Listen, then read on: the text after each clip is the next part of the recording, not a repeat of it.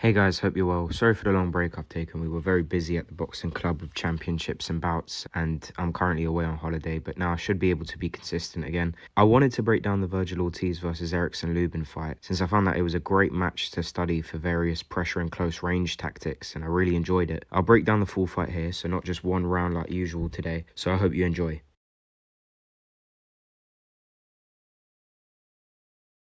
Okay, so let's give it a go and see how it goes. So the first thing we're going to see is a wonderful lead hand battle as Ortiz slips inside with the jab feint, which Lubin reacts to by pulling and feinting his counter jab over the top, both respectful of each other's lead hand work. Now Ortiz puts his weight on the front foot as he slips with both hands raised really nicely and tightly to the temple. Lubin uses his own slip to the right before flicking up his jab in the middle. Ortiz respects it, but taking a little bit of distance, comes forward again with this nice parry. So we know Ortiz's intent is to put pressure here, and he started doing it through feints, defense, and small steps forward to the inside angle. Here he's probing a bit, trying to get a reading on Lubin's lead hand before touching it, letting themselves establish this rhythm before breaking it completely with a nice slip feint here, which gets Lubin to back off a little bit. He then decides to reposition himself, circle to the outside, and feint his lead hand low before coming up with a jab through the center, taking the outside foot position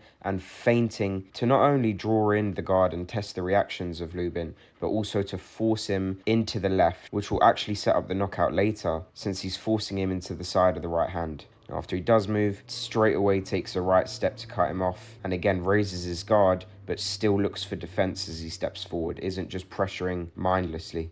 Okay, let's watch these next 15 seconds. So Ortiz starts by defending the jab here with the front parry, shuffling forward, using a very short shuffle step, making sure not to close the distance too quickly. These are great defensive looks forwards, mixing in small slip looks with jab feints. Again, defending the jab. As soon as he gets the timing of the touch jab, he immediately does the same thing as before, breaks it with the feint, and comes up with a shot in between. So he's already taking control of the lead hand battle, and I have to say in a very high level way of breaking the timing of the touch jabs. So he continues to use some slip feints, again, not mindlessly closing the distance and defending the jab first before taking the outside angle, repositioning himself so he's a bit more bladed on. Though this time Lubin's going to do a wonderful level change into this jab to the body. Again, Ortiz respects it and steps back, but not enough to give Lubin too much distance. Stays in the center, continues to sort of wave his lead hand in the sort of bladed guard as he moves to the inside angle. Here Lubin feints his jab, so Ortiz reacts to it by feinting his own counter over the top. And this draws in the guard of Lubin, makes him a little bit more defensive. And since Ortiz has established this inside angle, he's got a better angle for his own jab. And we can talk about decision making all day, but there's another part of this is technique. See how untelegraphed this jab is. There's no extra movements. It shoots straight down the middle, very twitchy and very hard to time. It's a really wonderful jab. I mean, I saw the connect percentages of his jab compared to the most active boxers at the moment, and I think he's up there. I think he's like top 5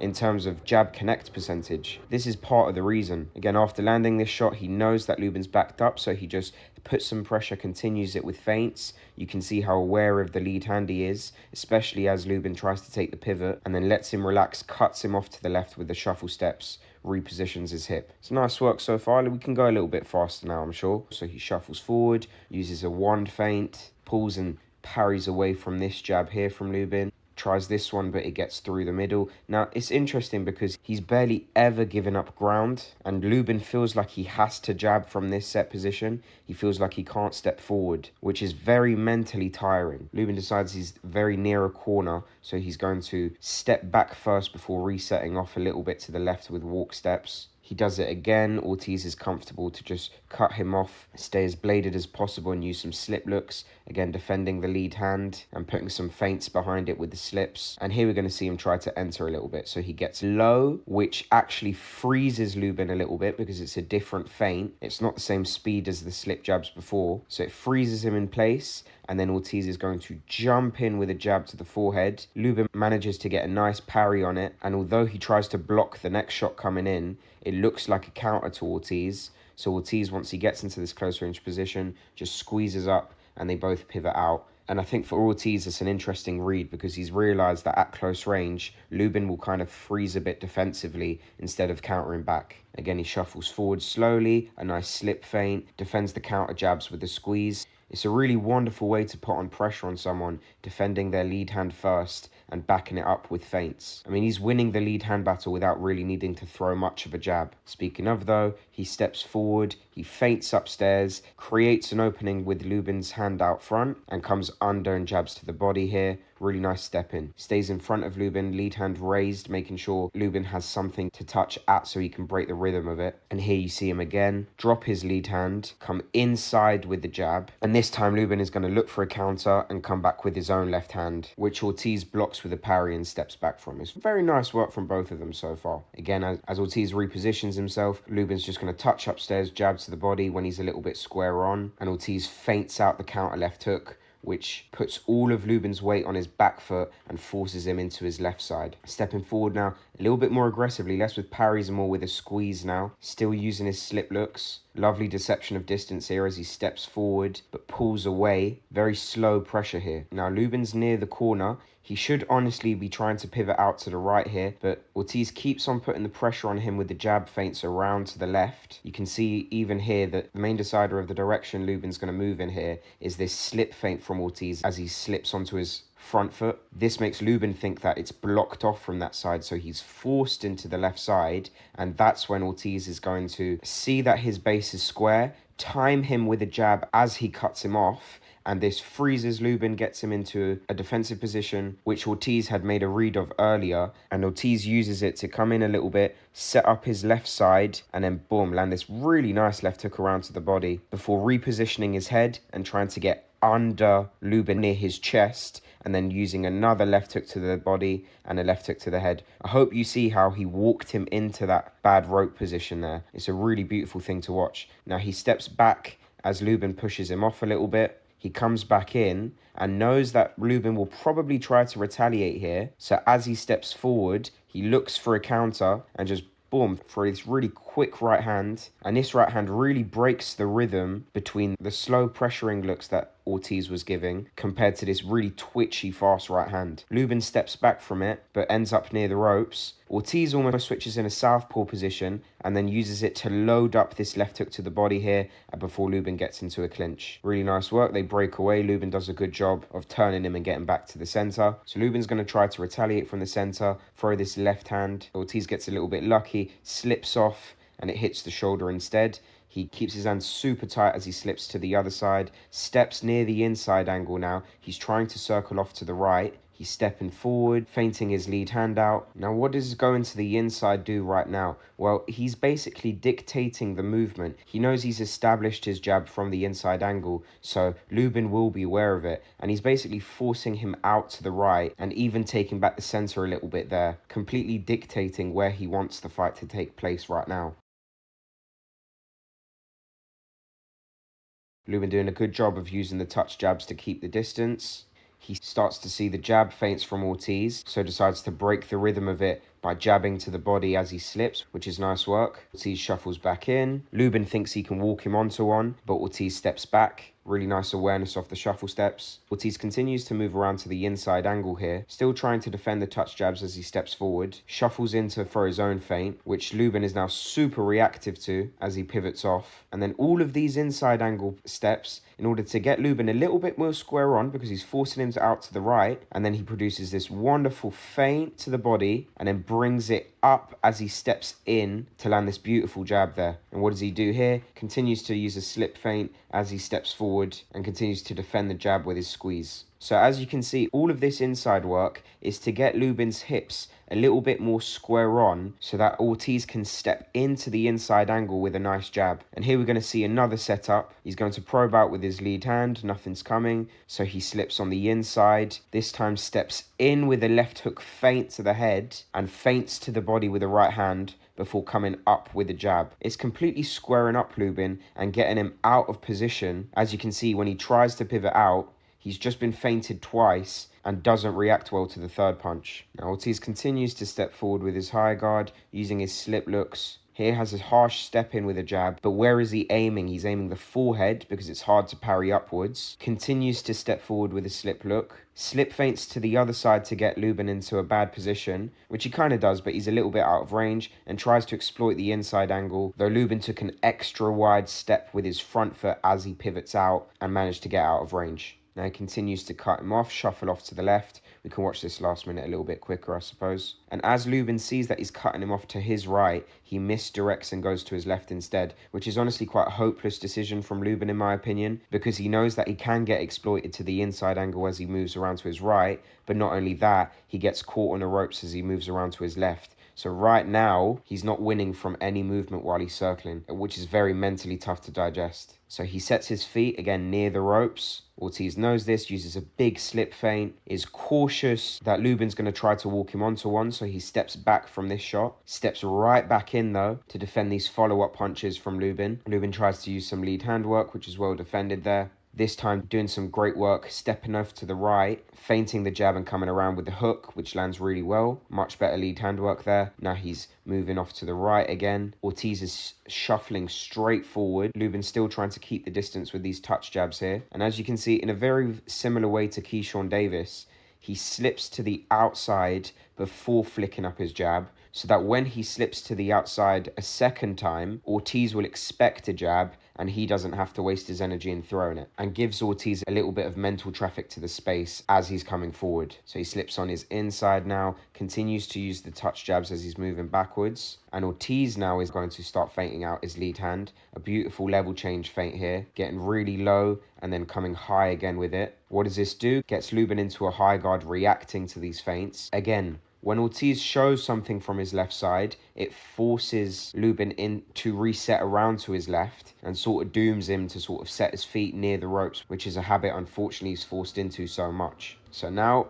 what he's going to do, he's going to see him near the ropes, feint the hook around, come up with the jab in between the squeeze. Lubin continues to be static, so he feints the jab, comes around with a 2 to the head and a 3 to the body. Really nice body shot there. Lubin tries to move on the inside and he resets to his left. Ortiz kind of lets him, walks him down, and again, very similarly to the way he did before, slow looks coming forward and then suddenly just jolts and throws this offline right hand as he squares up his base and then lands this beautiful left hook while keeping his right hand locked in position. Lubin's completely squared up as he takes this shot. Ortiz repositions himself, knows Lubin is going to retaliate, relaxes with this look, brings his guard just a little bit high, slips, throws the backhand from the touch jab. Super high level tempo changes from Ortiz. Really nice work. And can I just add that he does this as he steps forward into his inside angle. So as he repositions his back foot, it's already loaded to spring out this twitchy right hand. It's really lovely work. And continues to move around to the inside. Lubin now trying to feint him with the lead hand. Continues to touch upstairs as he keeps the distance and moves around to the right. We're in the last 30 seconds now. Ortiz trying to establish his jab from the inside angle. Well defended as he tries to keep the distance with longer pivots now and more of an emphasis on stepping back.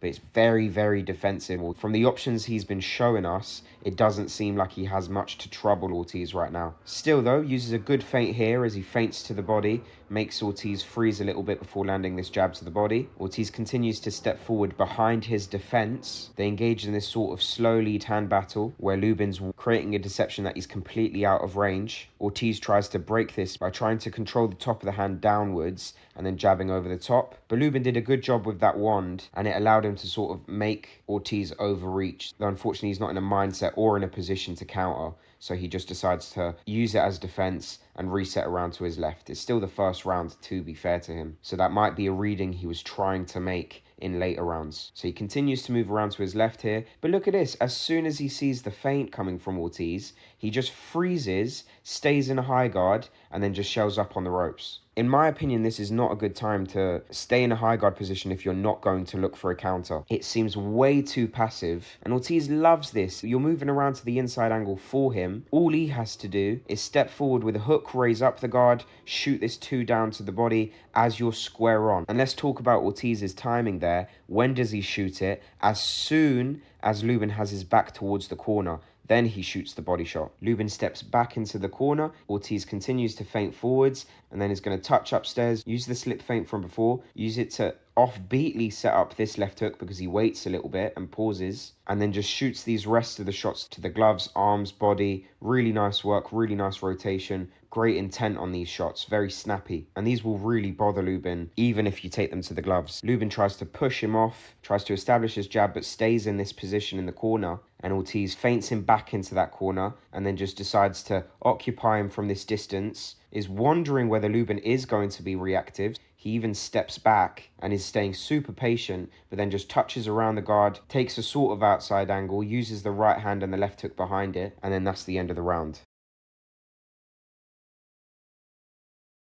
Okay, so we should be able to get through this round rather quickly now that we've done a more deeper dive on the first. So we're going to see Ortiz have a touch on the lead hand as he moves into the inside angle just a little bit with a slip, and then feint upstairs before jabbing to the body, just under the armpit as you can see there, and Lubin's hook misses massively. He's going to continue to move on to the inside here, whilst having his lead hand raised looking for defense, trying to hook over the top of the jab here, advancing against the touch jabs. Lubin now setting his feet, trying to go for the body. Ortiz staying very aware defensively, always keeping the lead hand in check, putting the weight on the back foot as you can see there. And here Ortiz is going to set up a lovely jab. Take a look at the rhythm of the lead hand. Here he feints, boom, lands the jab. And he even feints the entry on the inside angle, forces Lubin into a squeeze, but he decides not to exploit it yet. He's content to keep going with his lead hand feints as he moves towards the inside. Here he's even going to try to bait out the jab with these slip looks. He sees the jab coming, tries to sort of push it down, but it kind of ends up hooking the arm, and then lands this 2 in the middle. Happy to step into the inside angle again, as I've been saying. Continues to use slip looks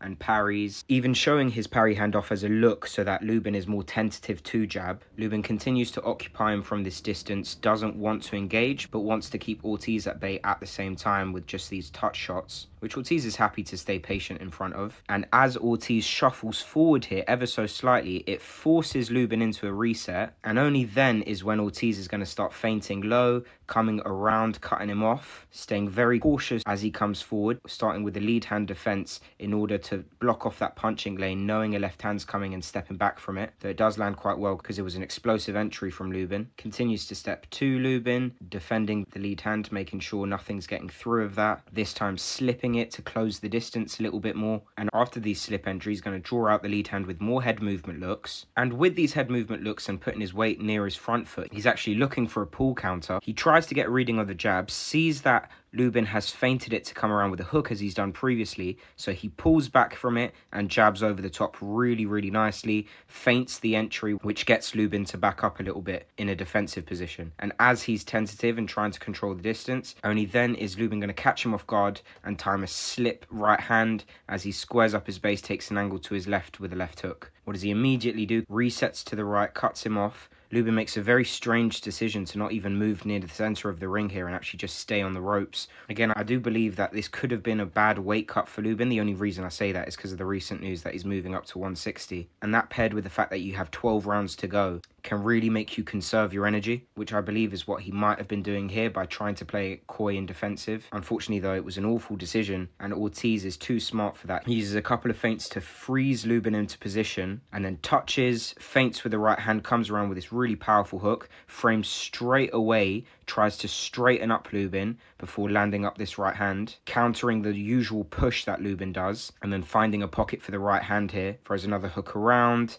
keeps it there, gets his head under his chest, digs to the body, little frames and body shots here, wonderful body shots, great rotation on them. Here he stays, controls Lubin's guard with his own hands as he pushes forwards, and that allows him to feel the resistance as he pulls back for a shot, slips, rolls under the uppercut hook, and then comes out a little bit into a squeeze, sets his front foot, springs back in with a jab, lovely work. Again, touches, tries to peel the guard there and come around with a left hook, but it doesn't really work. Picks the right side of Lubin, gets under to smother the shots with this squeeze, even if he's square on, staying super, super tight defensively and just bracing on impact for these shots here, not letting Lubin breathe at all. and then he's going to sort of swim inside with his head movement, touch upstairs to draw the guard in before hooking around to the body, again coming under to the chest, pushing him off, squeezing against the counter shots, trying to swim into the chest again, testing out the reactions with a head movement, bracing for impact against these walk-on shots, stepping back to him, feinting the outside of the guard, gets Lubin to shell up, is still trying to get lower than Lubin, just touch the body a little bit, trying to get to the chest, create some space for himself as Lubin tries to push forward and come around with the right hand.